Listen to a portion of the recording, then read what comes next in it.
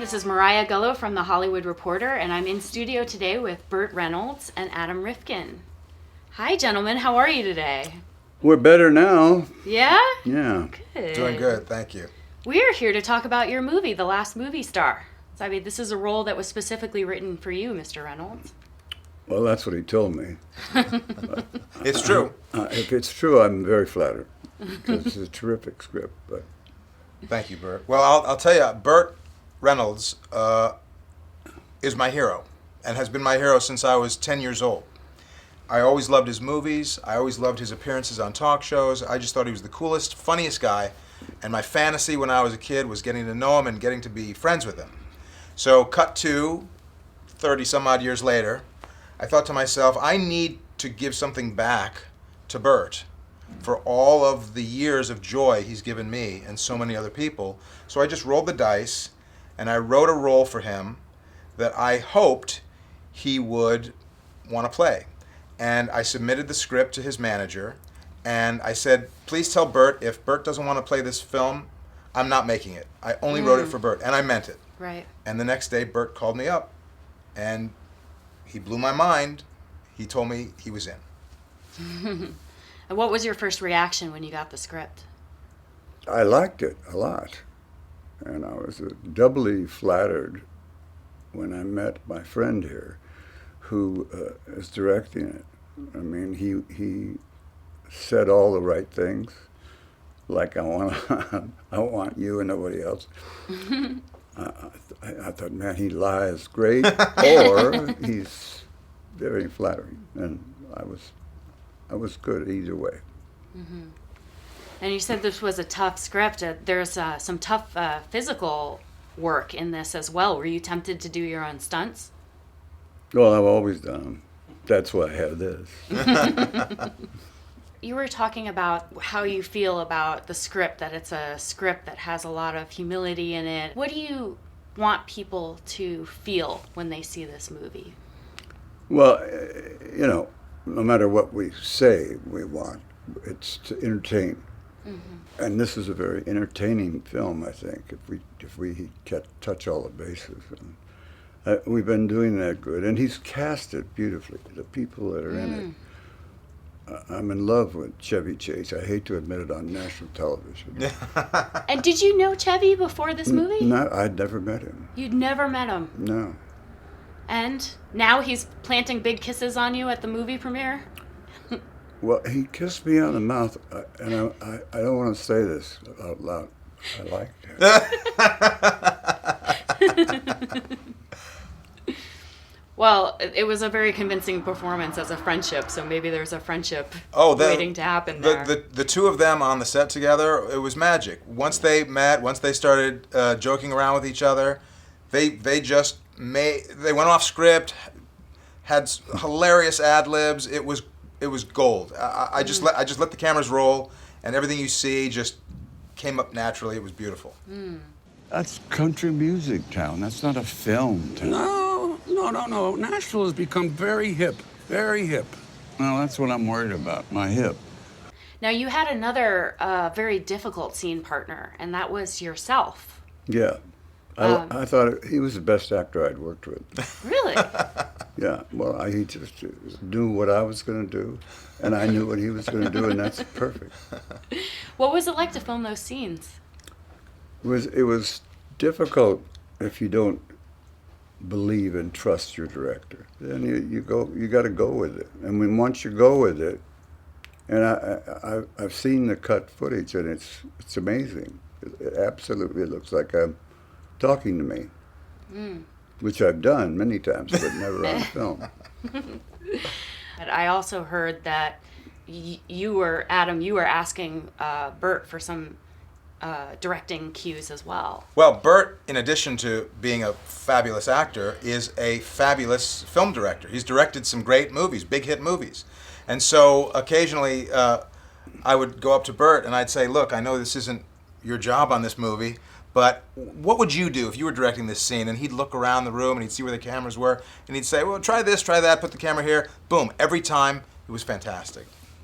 You have some great chemistry with your co-star, Ariel Winter.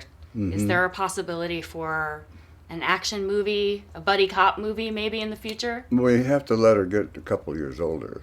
Right. And you have to give her some advice about staying away from bad boys.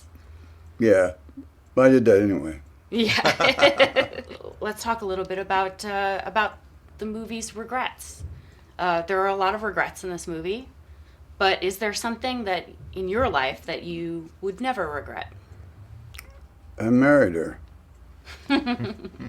What does this movie say about the nature of fandom?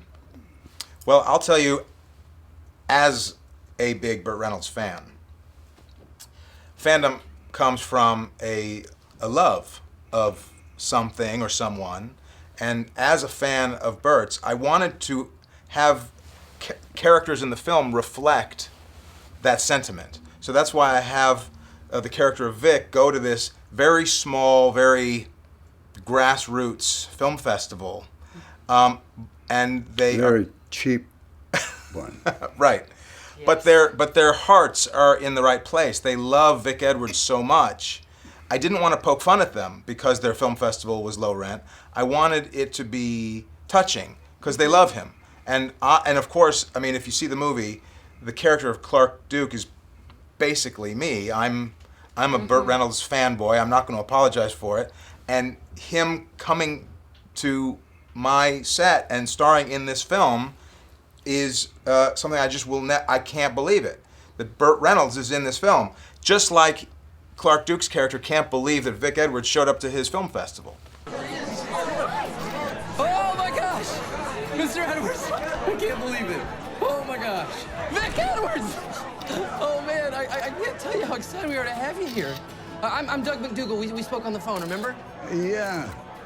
And how do your fans react to you? Do you get a lot of appreciation and love from the world? Sometimes, yeah. Yeah. You know, sometimes, and sometimes they go, you know. Well, I will tell you, if I may butt in for a moment on this, when I'm out and about with Burt and people see that it's him, they go crazy. Mm-hmm. Obviously, we've all encountered a famous person here and there. We've seen how people react to famous people. Everybody knows how that works. But when it's Burt, when people see that it's Burt, I've never seen anything like it. They go absolutely ape.